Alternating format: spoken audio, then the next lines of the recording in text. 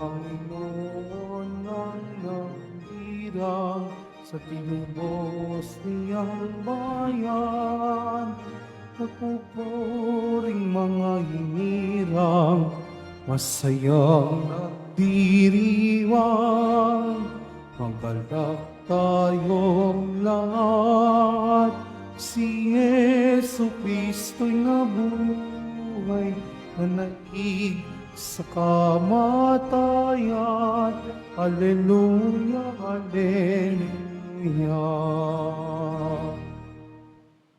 Sa ngalan ng Ama at ng Anak at ng Espiritu Santo, Amen. ang pagpapala ng ating Panginoong Jesucristo, ang pag-ibig ng Diyos Ama, at ang pagkakaisa ng Espiritu Santo, naway sa inyong lahat. At sumaiyo rin. Mga kapatid, nasa Huwebes tayo ng ikalima na linggo ng pagkabuhay muli ng Panginoon. Ngayon, 22 ng Mayo, gunitain natin si Santa Rita ng Cassia.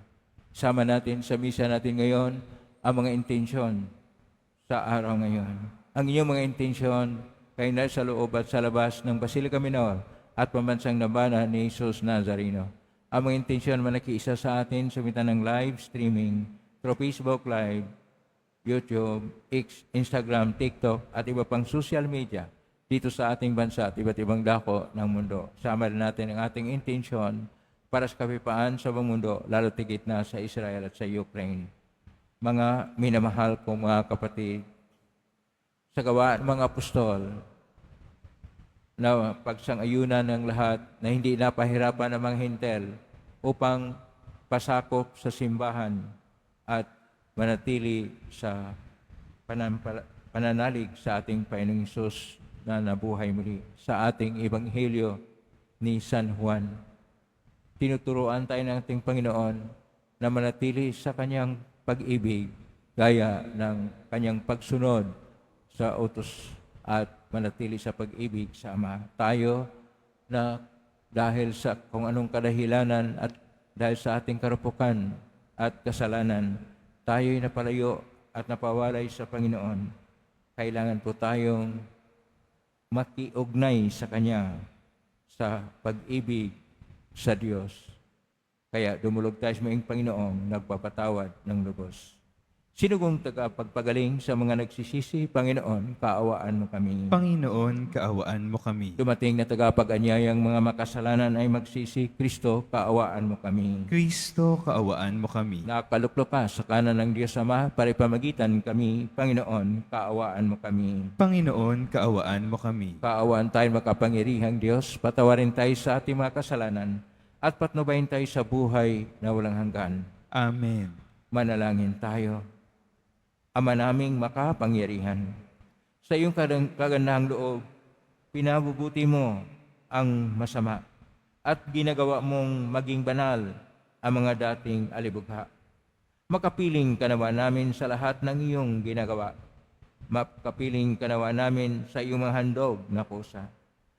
Ang iyong mga pinabuti ay huwag nawang magsawa sa pagiging matatag sa banal na adhika sa pangitan ni Kristo kasama ng Espiritu Santo, magpaso na hanggan. Amen. Magsiupo muna ang lahat.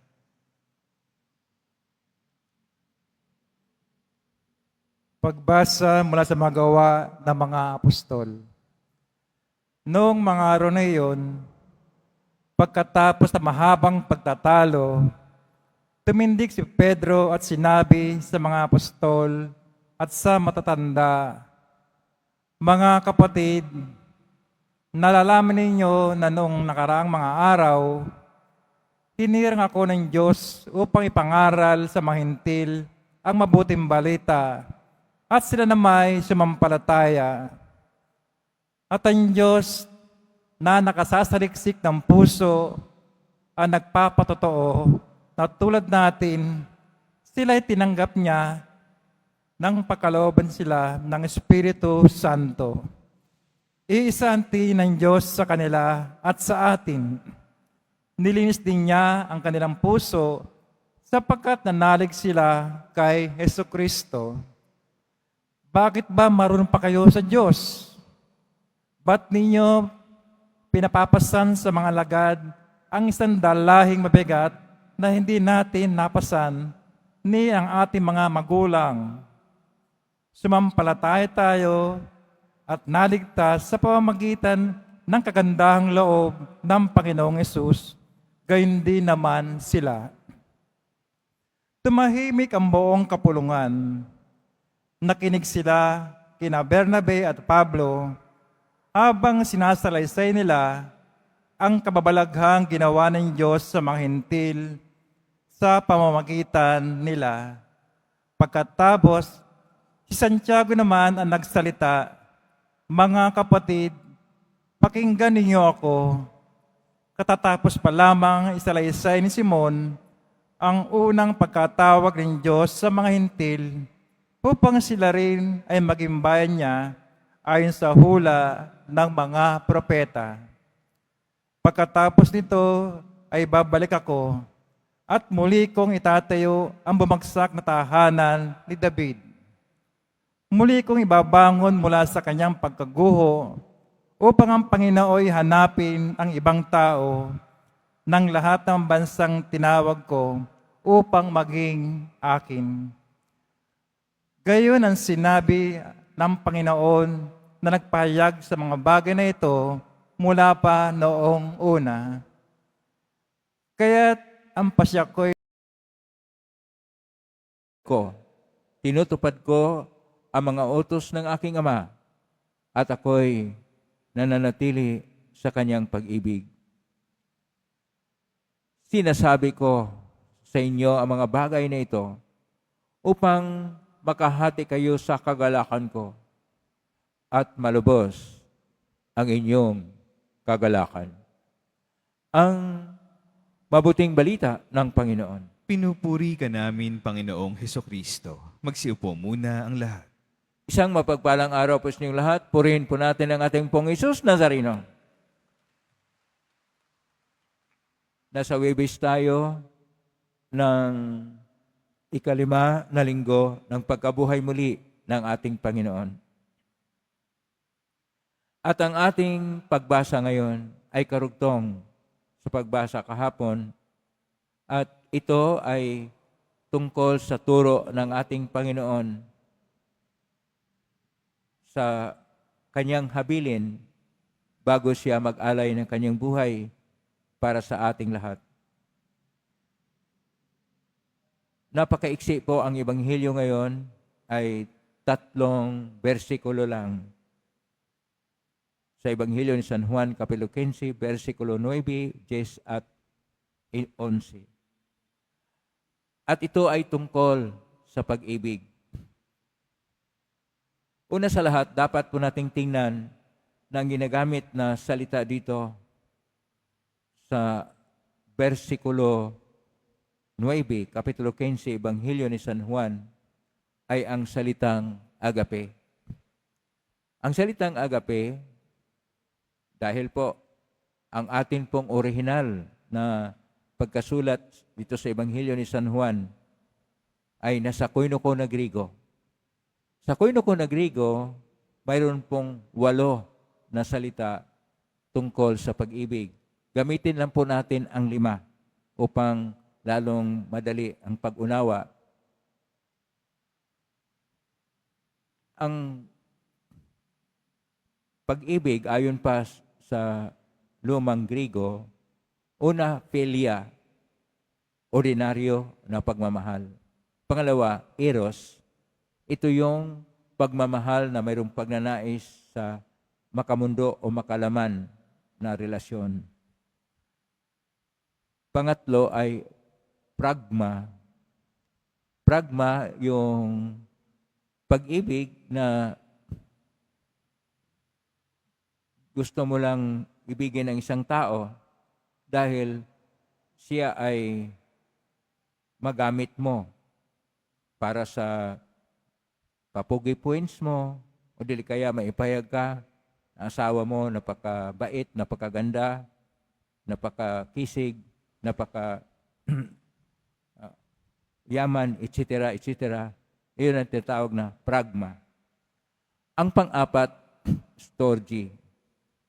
Storge iniibig mo ang tao na parang kabahagi ng iyong pamilya. Ang tawag dyan is, ang pagturing mo sa isa na parang bahagi ng pamilya, kung matanda siya, tinuturing mo siyang tatay, kapag kasing edad mo ay kapatid, o dili kaya kung ano yung, kung matanda siyang pinamatanda, na tinuturing mo siyang lolo, pero ito yung tinatawag na storge, ang pag-ibig sa kapwa na tinuturing mo siyang bahagi ng iyong pamilya.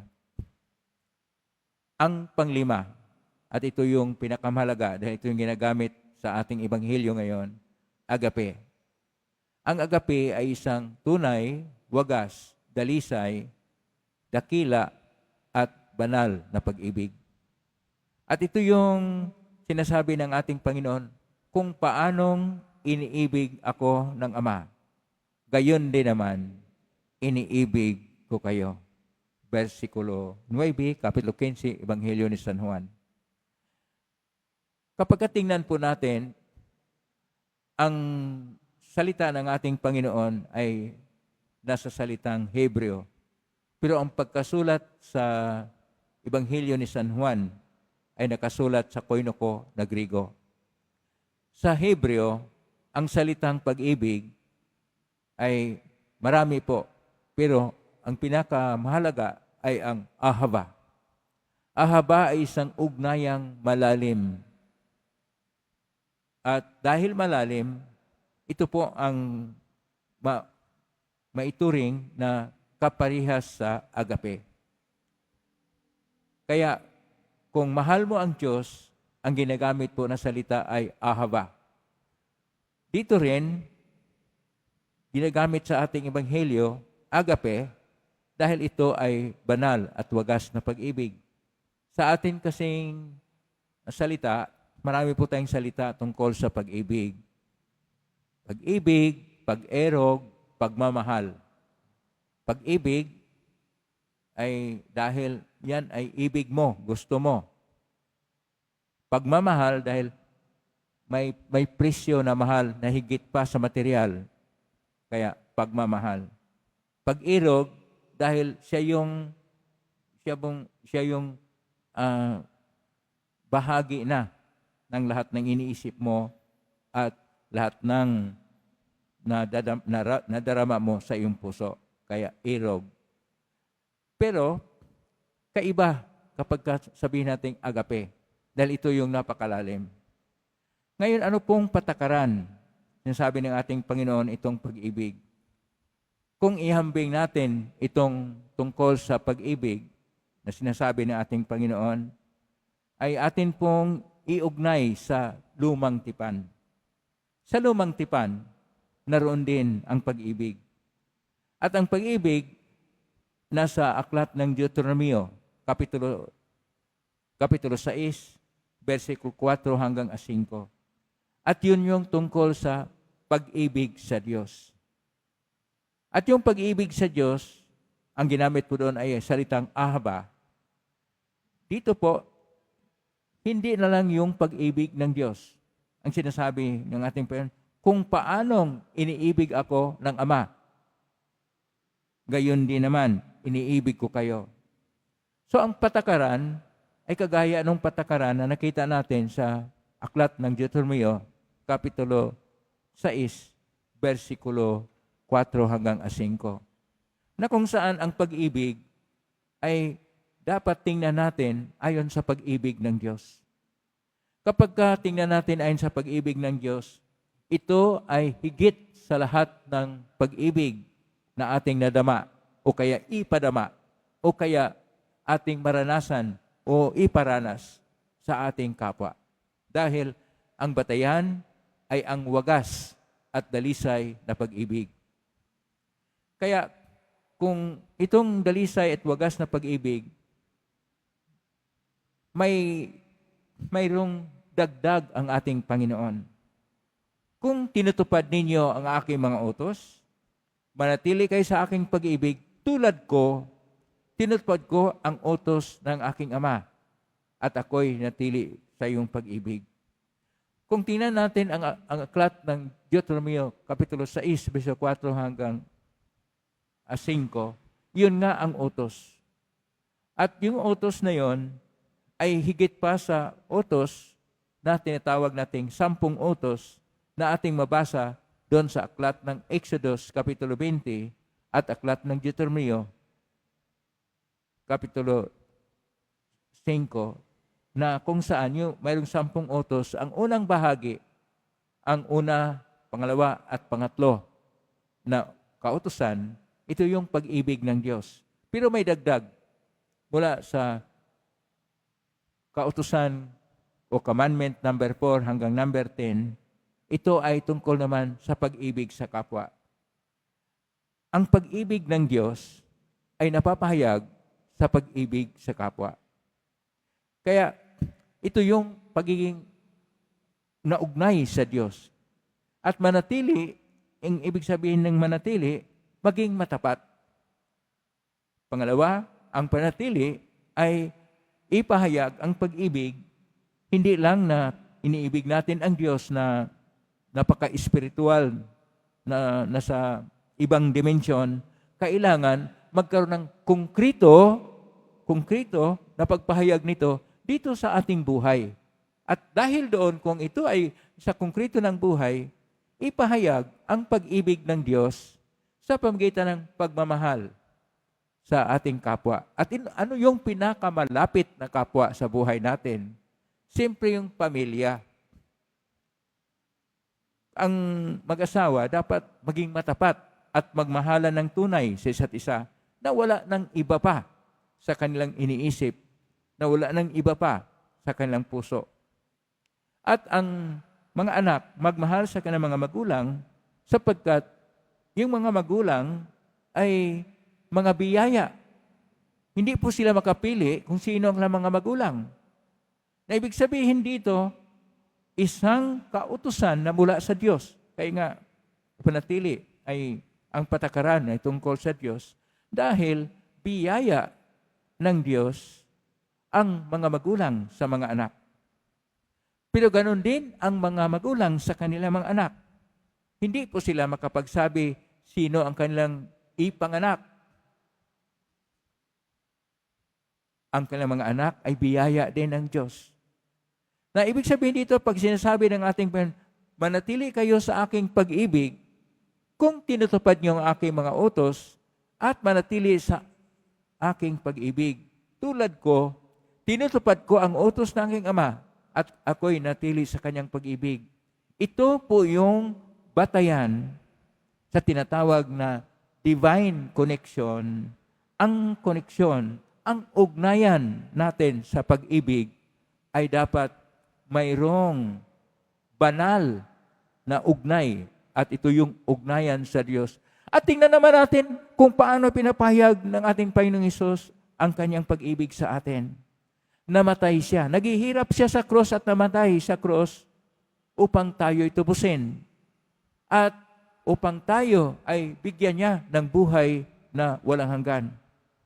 Kaya, kung atin pong ipagpatuloy ang ating pagbasa sa Ebanghelyo ni San Juan, Kapitulo 15, sa Ebanghelyo ni San Juan, Kapitulo 15, versikulo 13, sinasabi niya, walang ibang pag-ibig na mas dakila liban sa nag-alay ng kanyang buhay sa kanyang iniibig.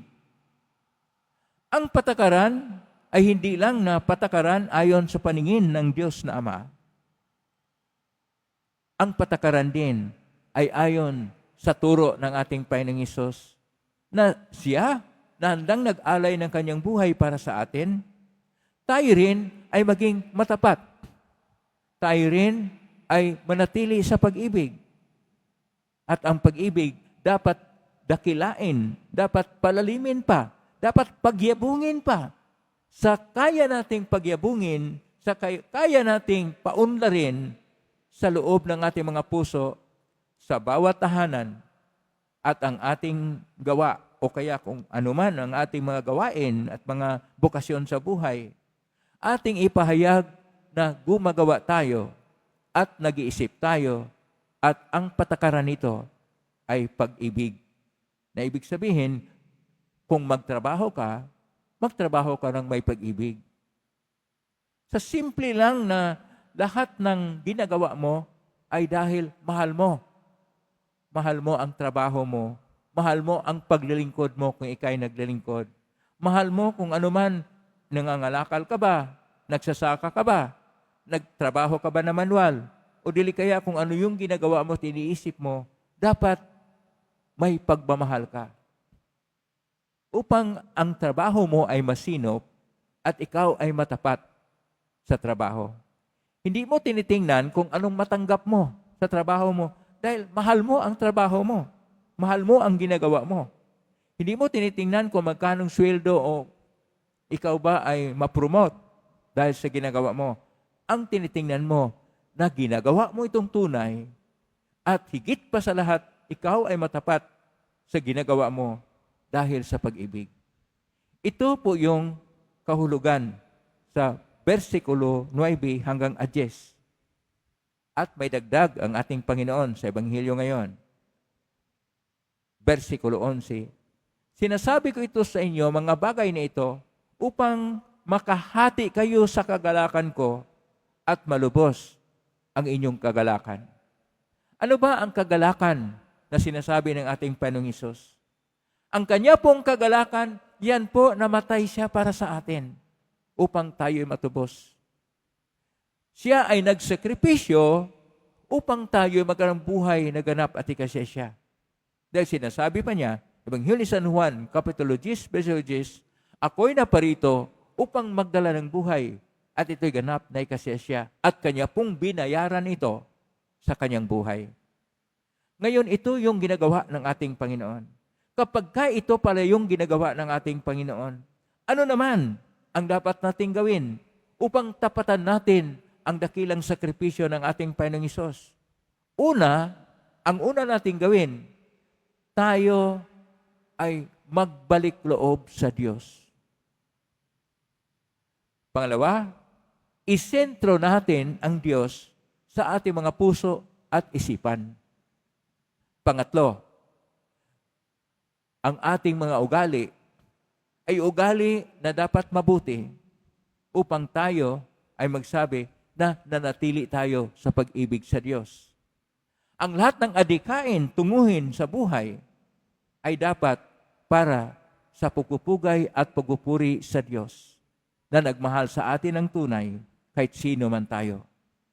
Kaya kung pagkatingnan po natin ito, ang isang napakahalaga po dahil iniibig tayo ng Diyos ng tunay, dapat tapatan natin siya sa matapat at nanatili na pag-ibig para sa Panginoon na napahayag sa ating buhay at napahayag sa konkrito sa ating kapwa-tao, sa ating mga tahanan, sa mga pagawaan, sa mga opisina, sa mga pangangalakal, sa mga sakahan, sa kung saan man tayo.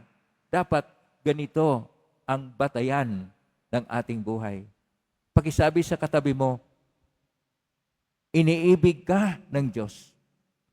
Iniibig tayo ng Diyos, dapat din tayo ay magmahal ng tunay na ang pag-ibig ng Diyos ay tapatan natin ng buhay sa tunay na pag-ibig. Agape, ahaba na pag-ibig. Amen? Purihin natin ang Diyos. Magsitayo na po ang lahat.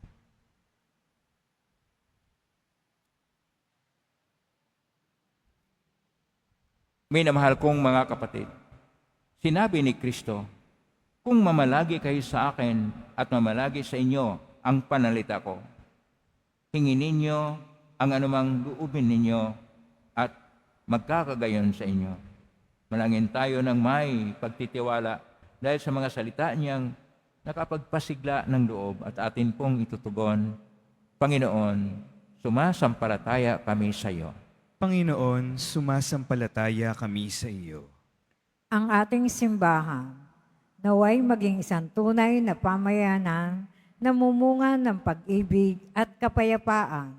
Manalangin tayo. Panginoon, sumasampalataya kami sa iyo.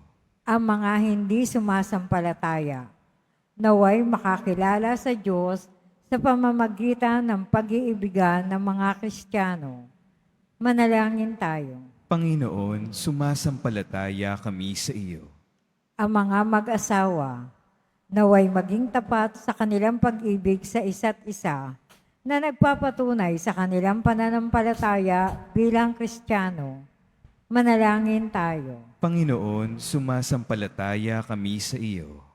Ang mga may sakit, naway maging matatag sa kanilang pananampalataya at manatiling kaisa ni Jesus kahit sa kanilang pagdurusa. Manalangin tayo. Panginoon, sumasampalataya kami sa iyo. Ang mga lumisan na sa buhay na ito, naway magdiwang ng walang katapusan sa tahanan ng Diyos sa langit. Manalangin tayo. Panginoon, sumasampalataya kami sa iyo. Sa tahimik, idulog natin sa Panginoon ang ating mga sariling kahilingan.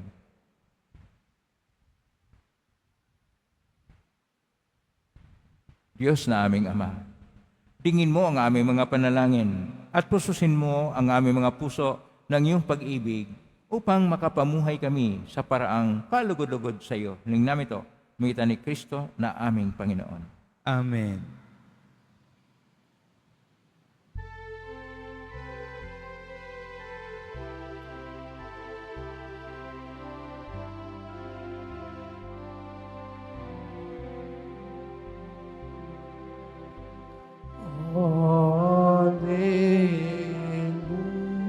Alleluia. Alleluia.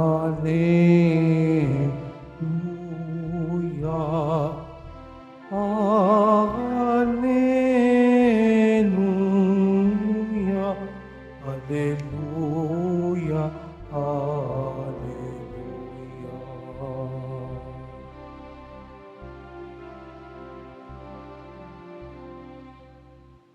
Magsitayo na po ang lahat. Manalangin kayo kapatid upang paghahain natin ay kalugdan ng Diyos amang makapangyarihan. Tanggapin nawa ng Panginoon itong paghahain sa iyong mga kamay, sa kapurihan niya at karangalan, sa ating kapakinabangan at sa buong sambayanan niyang banal. Ama naming lumikha, sa paghahain ng banal na pagpapalitan ng iyong mga kaloob at ng aming alay, kami pinapagsalo mo sa iyong buhay, na namukod-tangi at walang kapantay. Ipagkaloob ang aming pakikinabang sa iyong pakikisamang aming maasahan, ay siya ring umiral sa aming paumuhay araw-araw. Sa magitan ni Kristo kasama ng Espiritu Santo, magpa sa unang hanggan. Amen. Sumainyo ang Panginoon. At sumaiyo rin. Itaas sa Diyos sa inyong puso at diwa. Itinaas na namin sa Panginoon. Pasalamatan natin ang Panginoong ating Diyos. Marapat na siya ay pasalamatan. Ama naming makapangyarihan, tunay marapat ni kay aming pasalamatan ngayong ipinagdiriwang ang paghain ng Mesiyas, ang maamong tupa na tumubos sa aming lahat. Naghaing walang humpay ang anak mong minamahal upang magkasalo-salo ang tanan sa piging ng buhay. Hindi na mamatay ang inihain sa krus, ang sa krus ipinakoy, buhay lagi bilang handog. Kahit isa namang siya awit ng papuri siyang pay sa kalangitan, kami nagbunyi siyang dakilaan. Santo, Santo, Santo, Panginoong Diyos ng mga hukbo, napupuno ang langit at lupa ng kadakilaan mo. O sana sa kaitaasan, pinagpala ang naparirito sa ngalan ng Panginoon. O sana sa kaitaasan, magsiluhod po ang lahat. Ama naming banal, ikaw ang bukal ng tanang kabanalan. Kaismitan yung Espiritu yung banal na makaloob na ito, pang para sa aming maging katawan at dugo ng aming Panginoong Kristo.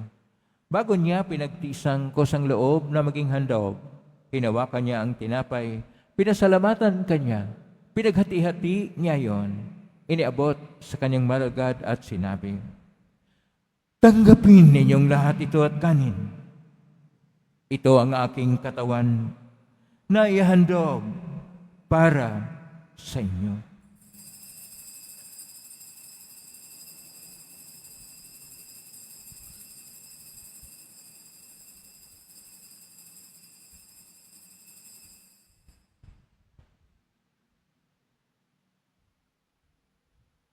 Gayun naman matapos ang hapunan, hinawakan niya ang kalis. Muli kanyang pinasalamatan. Inabot niya ang kalis kanyang malagad at sinabi, tanggapin ninyong lahat ito at inumin. Ito ang kalis ng aking dugo ng bago at walang hanggang tipan. Ang aking dugo ibubuhos para sa inyo at para sa lahat sa ikapagpapatawad ng mga kasalanan. Gawin niyo ito sa pag-alala sa akin.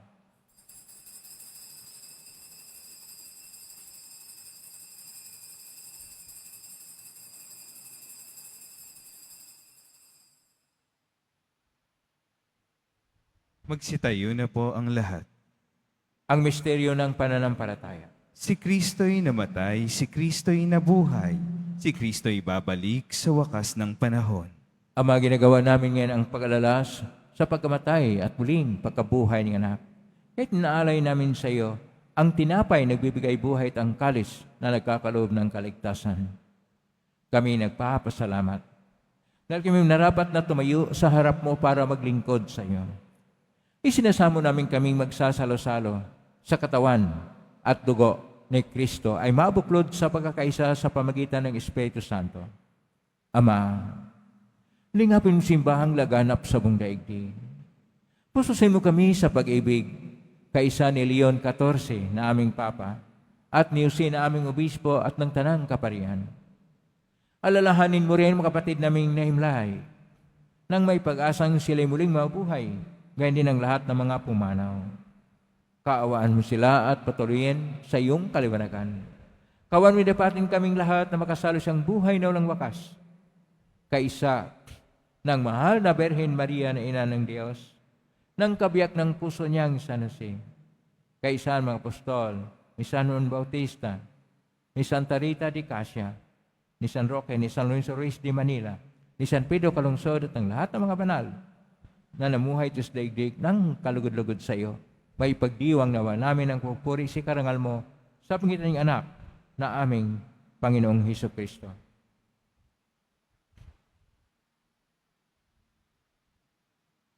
Sa pamamagitan ni Kristo,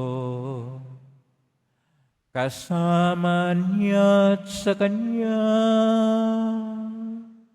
ang lahat ng parangal at papuri ay sa iyo, Diyos Amang makapangyarihan, kasama ng Espiritu Santo, magpasawalang hanggan. Amen, amen, amen. Amen. Amen, amen, amen. Amen.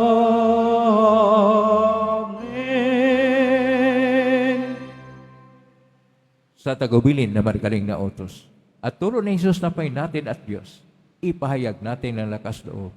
Ama namin, sumasa langit ka, sambahin ang ngalan mo.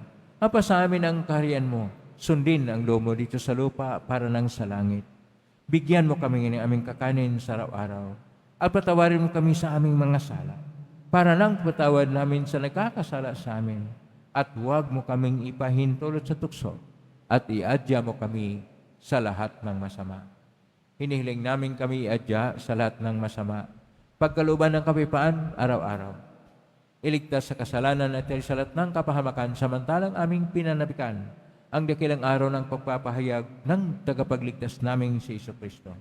Sapagkat iyo ang kaharian at ang kapangyarihan at ang kapurihan magpakailanman. Amen. Panginoong Jesucristo, sinabi mo sa mga apostol, kapayapaan ang iniiwan ko sa inyo, ang aking kapayapaan ay binibigay ko sa inyo. Tunghayan mo ang aming panampalataya at huwag ang aming pagkakasala. Pagkalooban mo kami ng kapayapaan at pagkakaisa ayon siyang kalooban, kasama ng Espiritu Santo, magpa sa walang hanggan. Amen. Ang kapayapaan ng Panginoon ay laging sumainyo. At sumaiyo rin. Magbigay kayo ng kapayapaan sa isa't isa. Kapayapaan, peace, Spirit. Kordero ng Diyos na nag-aalis ng mga kasalanan ng sanlibutan, maawa ka sa amin. Kordero ng Diyos na nag-aalis ng mga kasalanan ng sanlibutan, maawa ka sa amin. Kordero ng Diyos na nag-aalis ng mga kasalanan ng sanlibutan, ipagkaloob mo sa amin ang kapayapaan. Magsiluhod po ang lahat. Ito ang kordero ng Diyos. Itong nag-aalis na makasalanan ng sanlibutan. Mapalad ang mga inaanyayahan sa piging ng kordero. Panginoon, hindi ako karapat-dapat na magpatuloy sa iyo. Ngunit sa isang salita mo lamang ay gagaling na ako.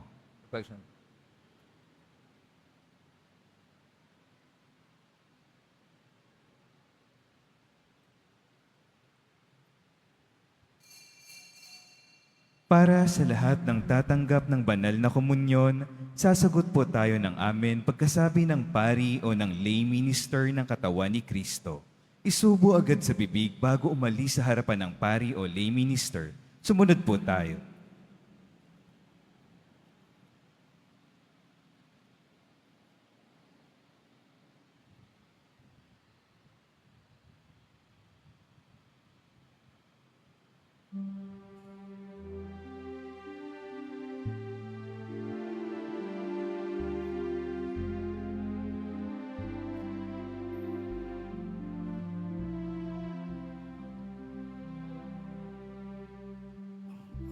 Atas ko sa inyo, mga kaibigan ko, ay magmahalan kayo tulad ng pagmamahal ko sa inyo. May hihigit pa kayang dakila sa pag-ibig na laang. Ialay ang buhay alang-alang sa kaibigan. Kayo nga'y kaibigan ko, matutupad niyo ang iniaatas ko.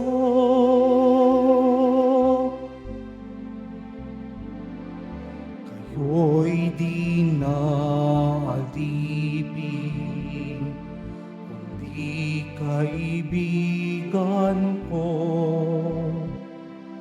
Lahat ng mula sa amay, nalahad ko na sa inyo. Kayo'y hinirang ko, di ako ang hinirang niyo. Loob kong mayo kayo at mamunga ng ibayo. Ito ngang siyang utos ko, nabinin ko sa inyo.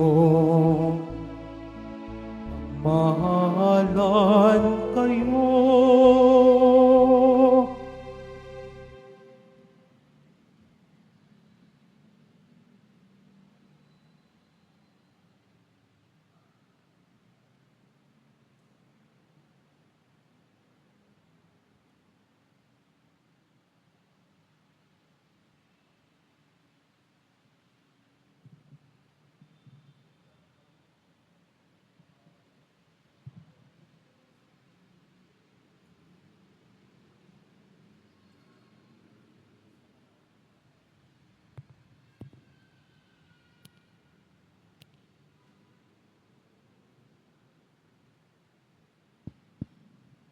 Announcement.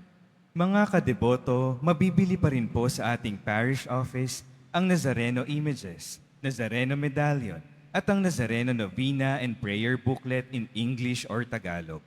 Mga paalaala sa mga nagsisimba. Pagkatapos ng misa, wiwisikan po ang lahat ng banal na tubig. Pinakikiusapan ng lahat na manatili lamang muna sa inyong mga lugar. Tanging sa Quezon Boulevard o sa Plaza San Juan lamang ang labasan ng lahat. Sumunod po tayo. Maraming salamat po sa inyong pagdalaw at pagsisimba sa Basilica Menor at Pambansang Dambana ni Jesus Nazareno. Magsitayo po ang lahat. Manalangin tayo. Ama naming mapagmahal, manatili kang kapiling ng iyong sambayanan na ngayon pinapakinabang mo sa iyong sariling buhay. At gawin mo kaming pasulong na makakbang mula sa dati naming pagkamakasalanan patungo sa pagbabagong nagdudulot ng iyong kabutihan sa pangitan ni Kristo, kasama ng Espiritu Santo magpa sa walang hanggan. Amen. Maraming salamat po sa inyong pagdalaw sa tahanan ng ating pong Jesus Nazareno. Kayo mga narito, kayo manaugnay sa iba't ibang social media platform na kusposting sa iba't ibang paraan, naway inyong panalangin ay dinggin ng pong Jesus Nazareno. Salamat po sa lahat na may kabutihang loob na nagbigay ng donasyon at tulong sa Quiapo Church upang makatulong ang Quiapo Church sa kapwa natin mahirap at nangailangan. Salamat po sa iyong tulong, pagpalain ka ng Panginoon Diyos. Salamat sa lahat ng mga naglilingkod ngayon, pagpalain ka lagi ng pong Jesus Nazareno. Plakpakan po natin lahat ng mga naglilingkod, lahat ng tumutulong sa atin, lahat ng mga narito, lahat ng nakiisa sa atin. Naway ang Diyos ay magpapala sa inyo ng biyayang siksikliglig at nag-uumapaw. Pag-ibig ay siyang kautusan ng Panginoon. Pero dapat manatili tayo sa pag-ibig na wagas, tunay at dalisay, agape o ahaba na pag-ibig ng ating Diyos sa buhay natin upang tayo marunong din mag-ibigan sa isa't isa. Ngayon na po ang pagwasbas. Mangyari po namin taas bagya, mga ibagay ang pagwasbasan. Sumainyo ang Panginoon. At sumaiyo rin. Mahal na pong Jesus Nazareno, inihag mo sa ng cross ang walang maliw na pag-ibig ng Diyos sang katauhan. Pakinggan mo ang kahilingan, lalo na para sa mga nangailangan ng tulong at awa. Makamtanawa namin ang iyong kasagutan mo itang naloob na tinatanaw.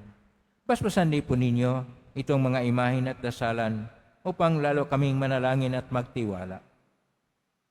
Sa pamagitan ng benisyon ito, naway lalo kaming mapaglingkod, masunurin at tapat sa iyo na aming malahating Panginoon, magpa sa walang hanggan. Amen. Pagpalain kayo makapangyarihang Diyos, Ama at Anak at Espiritu Santo, Amen. may kang taglay ang kapayapaan, pag-ibig at pag-asa ng poong Jesus Nazareno. Salamat sa Diyos. Purihin natin ang ating poong Jesus Nazareno.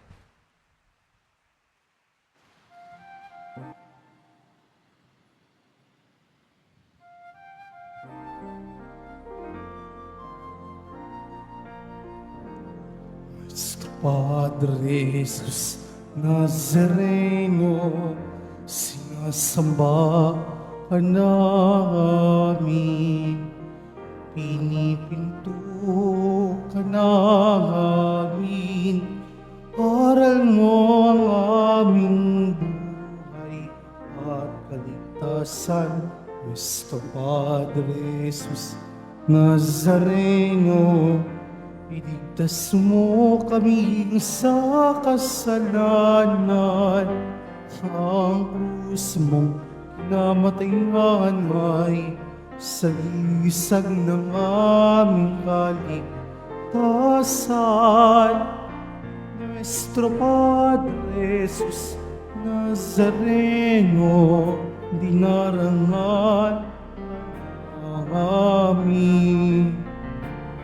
Nuestro Padre Jesus Nazareno, niniwalhati ka namin. Nuestro Padre Jesus Nazareno, dinarangal namin. Nuestro Padre Jesus Nazareno, iniwalhati ka namin.